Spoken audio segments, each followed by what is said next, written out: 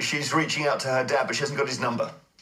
Oh, this is a tricky one. And I say that apparently she tried to email him and it got bounced back. And we all know that. Close, and I feel so bad because obviously they've fallen out. They've fallen out in part because I think he didn't quite realise that if he started to just put information into the public zone about her, it would just blow up. I think they've been very cruel to him right from the start. Do you think so? Yeah, I get the feeling that, you know, he's a big fat guy with a stubbly face and all that, and I get the feeling that they sort of said, not really good for our image, because what they originally fell out with him for was because a couple of paparazzi photographers turned up at his house in Mexico, right, and said, oh, you know, you need a bit of promotion because your daughter's marrying Prince Harry. And he said, so he was almost exploited to an extent. Yeah, he didn't understand. And they got him to read books about castles in a cafe. Read books about castles. They took him to a tailor's and said, now, come on, try on your wedding suit. And he thought, oh, they're buying me a wedding suit. I thought he was really sucked in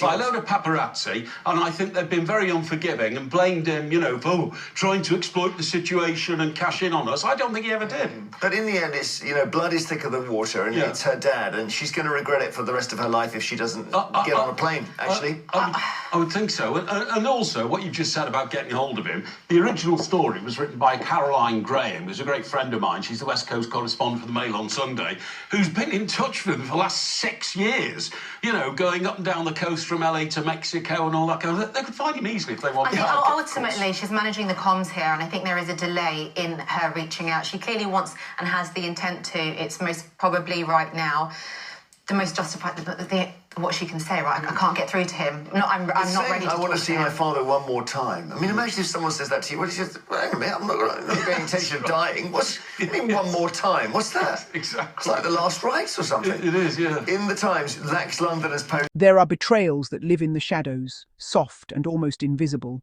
the kind that remain whispered between relatives and forgotten with time.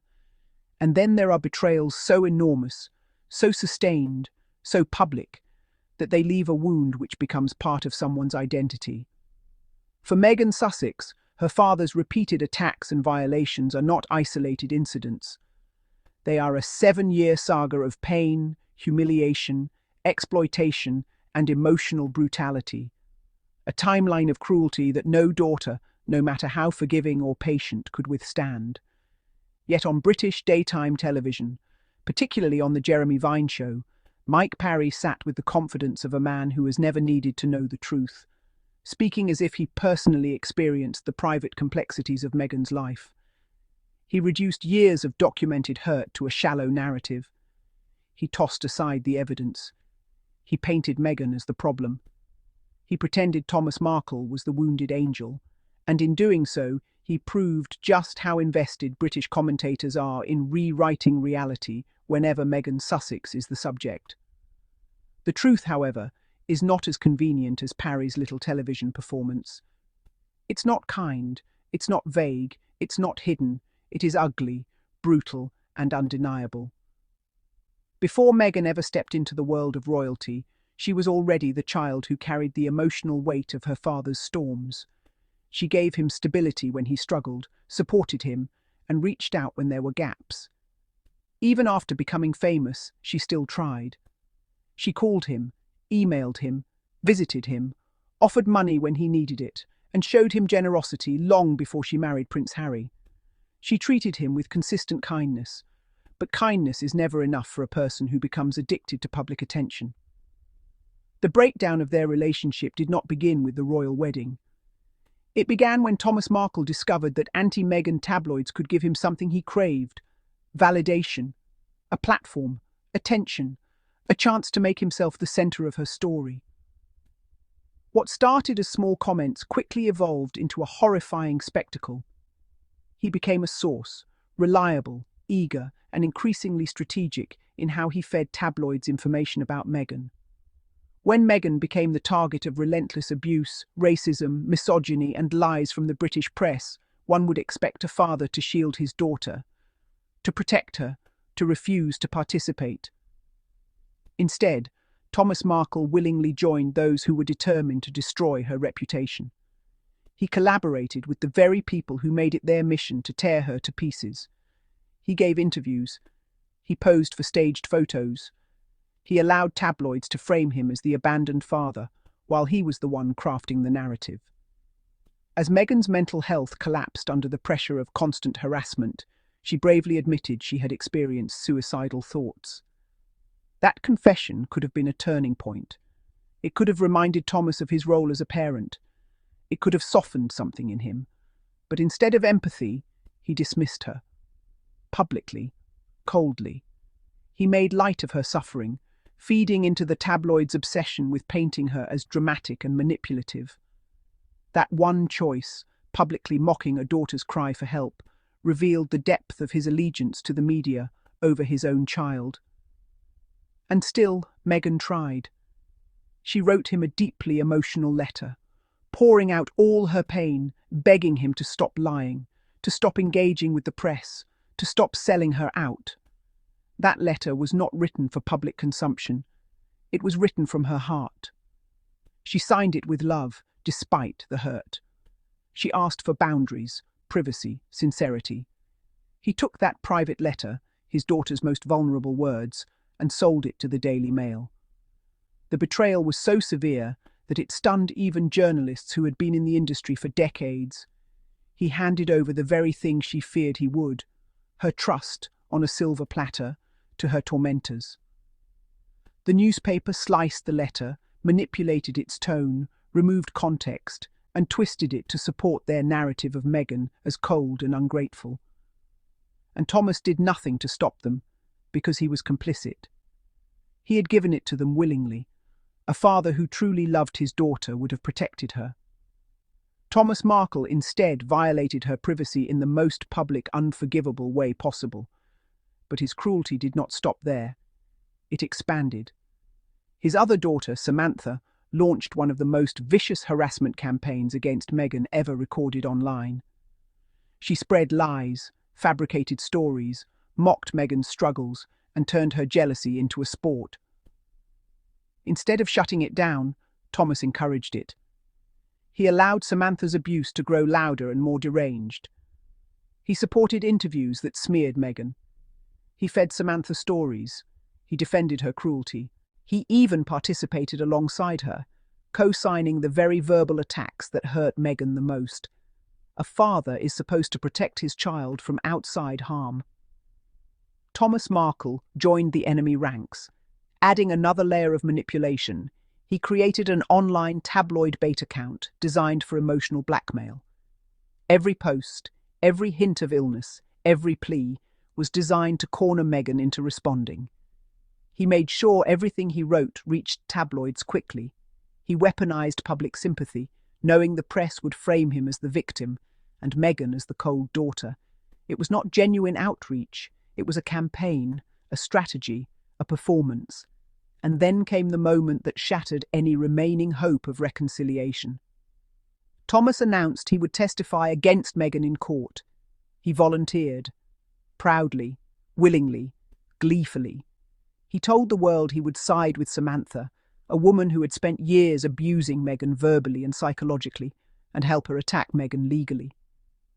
There is no universe in which a father choosing to testify against his own child is anything but an act of profound betrayal. It communicates a message that no apology can erase. My loyalty lies with your abusers. For Meghan, that was the final boundary, the line that could never be uncrossed. Years passed. Harry and Meghan built their life. They healed. They protected their children. But Thomas continued working with tabloids, especially the Daily Mail, which relied on him as a reliable source of drama. And now, as he recovers from a major health crisis, he has once again turned his personal situation into a public media spectacle. Instead of reaching out privately to his daughter, he issued a dramatic plea through the Daily Mail, asking her to see him one more time before I die. This was not a heartfelt message. It was a piece of emotional blackmail crafted for maximum press impact. The timing, the phrasing, the publicity, every detail was orchestrated. It forced Meghan into a corner. It placed the moral burden on her.